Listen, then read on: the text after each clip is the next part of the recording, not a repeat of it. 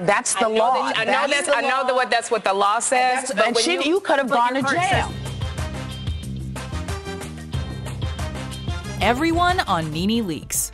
The drama may not be as apparent during the interview itself, but there's no denying there was definitely some shade being thrown around. Why can't we see your furniture? She got it. Because, honey, we have to have security measures. Oh.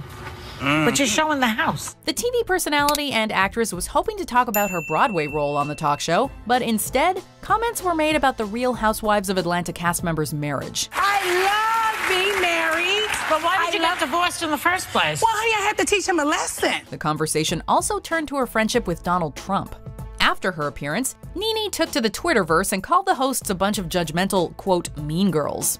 Whoopi Goldberg was surprised to hear that Leaks was so unhappy with the interview, and while speaking with Andy Cohen on his Late Show, suggested she come back so they could try again. Something tells us that won't be happening anytime soon. Did you know when she left that day that she was feeling sour? You know what? I didn't. You know, right. Come on. Really, NeNe? Number 9. Everyone on Donald Trump. I really believe there's a birth certificate. Why, look, she's smiling. Why doesn't he show his birth certificate? And you know what? I wish he would. Before he became the president of the United States, Donald Trump was a huge critic of Barack Obama. His most infamous gripe with the former POTUS was on the question of his citizenship, and Trump constantly demanded to see his birth certificate. He brought this up to the ladies of The View, and things got a little heated. I want him to show his birth certificate. There's something on that birth certificate that he doesn't like. Oh, my God. That's a terrible thing to say. Whoopi, I'm telling you. Whoopi, I love you. I'm telling you. At one point, everyone was talking at once, but Whoopi ended the chaos by calling it, quote, the biggest pile of dog mess she'd heard in ages. Surprisingly, the interview finished on a pretty positive note, with Trump and Barbara Walters hugging it out. You're a great character. You're a great friend of ours. We don't know whether you should be president, but we do know that you will enjoy watching. But you do admit I'd be a great president. Number 8. Barbara Walters and Whoopi Goldberg on Glenn Beck. In this case, we don't just get one segment, but 2. However, it might be more appropriate to call them rounds because Whoopi Goldberg and Barbara Walters took Glenn Beck to the ring. Right off the bat, the then Fox News political commentator said he was nervous about being on the show. And he had good reason. Have you looked the way Whoopi is looking at me? For 2 segments, he was grilled on his politics, his habit of crying on the air, and his lack of journalistic integrity. Do you ever check your facts? But you were wrong here. Yeah. And here's why it pissed me off. Here's why it pissed me off. As usual, the ladies were not subtle about the issues, with Walters criticizing him for not fact-checking and Goldberg allegedly calling him, quote, a lying sack of dog mess. We're going to give you a chance to breathe. I'm sure that you meant well. We're giving you another segment. And we'll give you another segment. Number 7. Elizabeth Hasselbeck on Kathy Griffin. Kathy Griffin is a comedian who doesn't hold anything back. She's edgy, and her humor has the tendency to offend. Elizabeth Hasselbeck doesn't appear to be a fan and decided to let Griffin know when she came on the show. You said things about people here that are A, untrue, and B, not so funny. So do you ever feel weird like them coming here, say, and sitting here? Apparently, the comedian had made a joke or two at Hasselbeck's expense, and the View host was not happy about it. So she called Griffin out on the jokes, which ended up being to the comedian's delight, even after she was told her jokes weren't funny. I'm cool if you're cool. I think it's all for a joke. So cool. It's all cool. As the comedian lives for uncomfortable moments, she tried to make Hasselbeck get really angry at her, but the host eventually backed down. Anything else you'd like to say, Elizabeth? No, because this is just getting good. Number 6. Whoopi Goldberg on Kate Gosselin. When Kate Gosselin of John and Kate Plus 8 Stardom guest co-hosted The View, she talked about her custody battle with John, and things got ugly. That's the law. That's what the law says. And you could have gone to jail. Kate didn't like the babysitter John picked for the kids, so she went to his house and called the police when he didn't let her in. Sherry Shepherd was understanding, but Whoopi Goldberg did not like what she was hearing. You cannot do that. You cannot do that. And I'm saying I agree with you, because when they do it to you... She laid into Kate, saying she was lucky she didn't go to jail for breaking the custody agreement.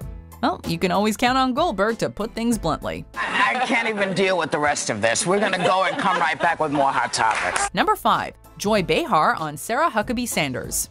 Fake news has been a hotly debated topic since before Donald Trump was elected president in 2016, so The View decided to tackle it with Sarah Huckabee Sanders since she was the then White House press secretary. This has been a consistent talking point of his and the administration's. It's dangerous because the media is here for a purpose. It has a very important historical role. The conversation started pretty civilly, with each side talking about accountability and responsibility of the media and of the administration.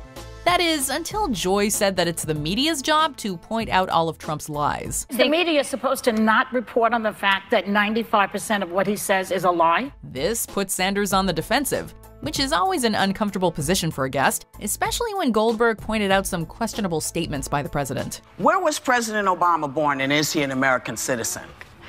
I think this has been pretty well addressed. Number 4, Whoopi Goldberg on Jeanine Pirro. I'm not here to talk about what Donald Trump is and isn't. But you talked about it. No, you got to answer the question. Tempers had begun flying in this interview early on with Judge Jeanine Pirro, a Trump supporter and Fox News reporter. But things took a turn for the worse when she diagnosed Goldberg with, quote, Trump derangement syndrome. Listen, I don't have Trump derangement. Let me tell you what I have. Okay. I have I'm tired of people starting a conversation with Mexicans or liars and rapists. I'm tired of people starting a conversation about this country. Goldberg fired back that what she actually is tired, and laid out all the things she didn't agree with Trump about. Pirro then tried to debate the subject, which turned into a yelling match, and ended with Goldberg saying she was done while ripping up her cards. After the interview, Goldberg explained that she doesn't like to lose her cool, but she hates being called hysterical even more. Thank you to Judge Jeanine Pirro. Her book, Liars, Cheaters, and Liberals is out now. Number 3, Whoopi Goldberg on Ann Coulter. Ann Coulter and controversy. Somehow, these two things just seem to go hand in hand. Coulter has always been very vocal with her opinions, so it's not surprising that she also took them with her to The View. This time, she claimed that white guilt got African Americans lighter prison sentences, or even none at all, and that this really started with O.J. Simpson being acquitted. With the O.J. verdict, white America said that's it, the white guilt bank is shut down, and that ended up being the best thing that ever happened to black Americans. Well, Whoopi Goldberg did not like this at all, and told Ms. Coulter that not only didn't she know what she was talking about, but also that she didn't know what it was like to be black. If you're gonna talk about race, at least know what you're talking about. What followed was Coulter trying to defend her argument while being shut down repeatedly by Goldberg.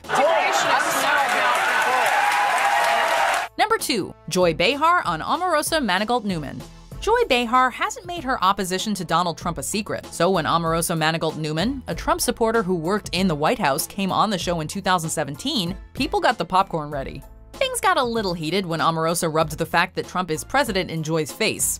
Joy, I know it's got to be really, really hard after, the last year and a half of all the things that you said about Donald to see him sitting in the Oval Office. I know it's got to be hard for you. Joy reiterated that she was waiting for Trump to apologize to the people he insulted, like veterans and the disabled, to the delight of the audience. I'm waiting for him to apologize for all the things he said about you.